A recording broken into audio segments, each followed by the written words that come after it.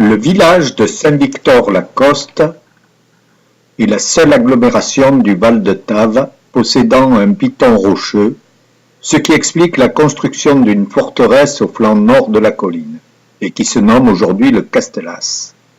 Cette forteresse appartenait au domaine de la maison de Sabran, connétable du comte de Toulouse. La puissance des Sabran attire entre le XIe et le XIIe siècle la population de Saint-Victor qui vivait jusque-là dans la vallée et qui vint s'installer sur le flanc nord de la colline. Le Castellas, avec ses puissantes fortifications, dominait la plaine de la Tave et de ses tours majestueuses, l'on pouvait surveiller la vallée du Rhône, mais aussi les routes qui menaient vers Uzès, puissante ville durant le Moyen Âge. Le pouvoir des Sabrans s'est effondré avec la défaite des comtes de Toulouse lors de la croisade du roi de France contre les Albigeois. En 1249, le château fort, appelé le Castellas, fut livré au sénéchal royal de Beaucaire qui en fit abattre les fortifications sur ordre du roi. Dès lors, Saint-Victor ne fut plus qu'une seigneurie parmi tant d'autres, appartenant successivement au vaste domaine de plusieurs familles féodales, les Montlore, Poitiers, Nicolai et Gadagne.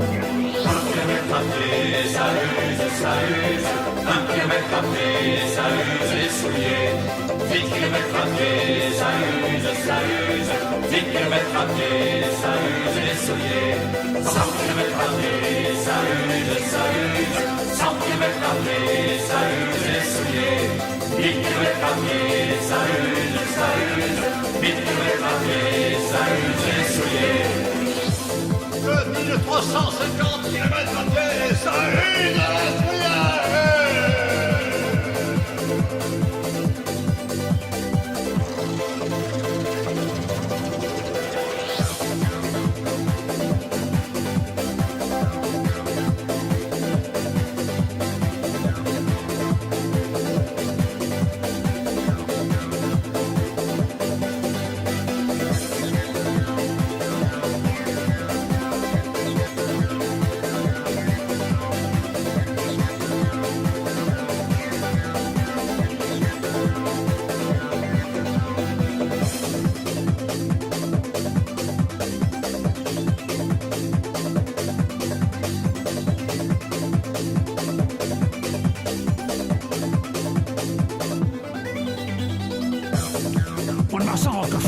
Zodiac, l'Ariole, Duras, cette fois la grande, Mucidan, Maxa, Tchirlille, Brantôme, Saint-Saul, Coussurière, Chalut, Barlette, Arnade, La Poste, Chaillac, Luan, Châteauroux, Vatan, Vierzon, Aubigny, Sirnaire, Argent-sur-Saudre, La Bussière, C'est quoi, Ville, Maréchal, Montreux, Foyonne, Maison Rouge, Coulommiers, Charles-sur-Marne, Rancourt, Saint-Martin, Fime, Corbeny, Bancornet, Hirson, La Chimay, Philippeville, Saint-Gérard, Fernel, Mont, Kingralom, Hazel, Overben, Veldhoven, Uden, Nijmegen, Elekom, Deventer, Rad, Omen, Coevorden, Nieuw-Verlinchen, Blackveld, Zuurbord, Friesland, Bad, Zwiesenam, Rastedt, Prag, Nordenham, Rad, Drangstedt, Ramstedt, Wieschafen, St. Michael, Listen, Heide, Friedrichstadt, Husum, Enge, Tunder, Orid, Jelsk, Koning, Donkar, Ursens, Sonderboy, Oris, Feldbad, Greno, Barberg, Asa, Kungsbacka, Möddal, Göteborg, Stanun, Alingsås.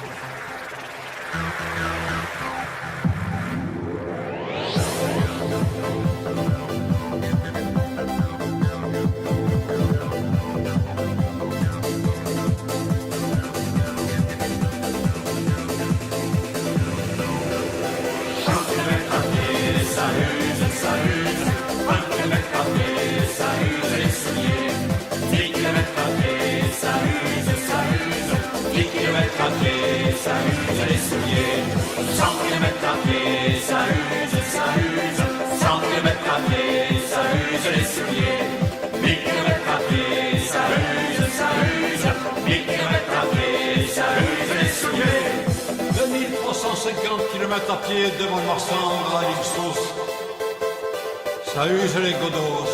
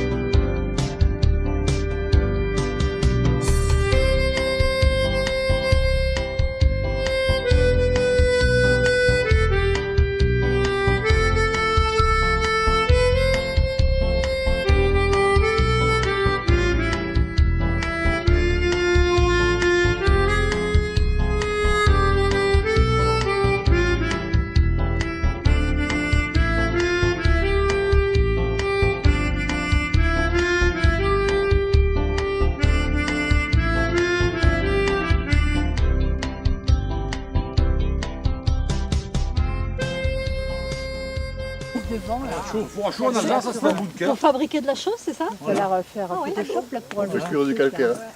Ah ouais. C'est pour? Jusque-là, Ça va chaud. Ça va chaud. D'accord.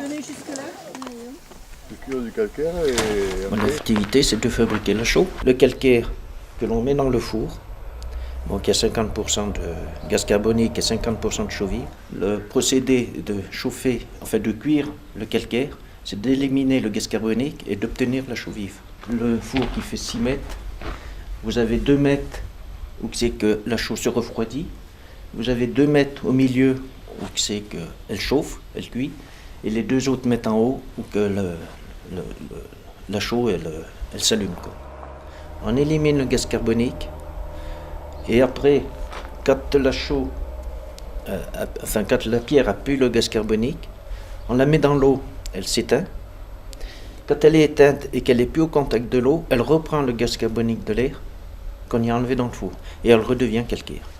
Quand la chaux est cuite, on la passe dans les machines, dans les broyeurs. Du broyeur, ça va dans les silos. Après, dans les silos, alors soit ça va en big bag, ou alors en vrac pour l'agriculture. C'est pas un engrais ni rien, c'est pour faire travailler les bactéries. Quand le pH d'une terre est trop bas, ça ne pousse rien du tout.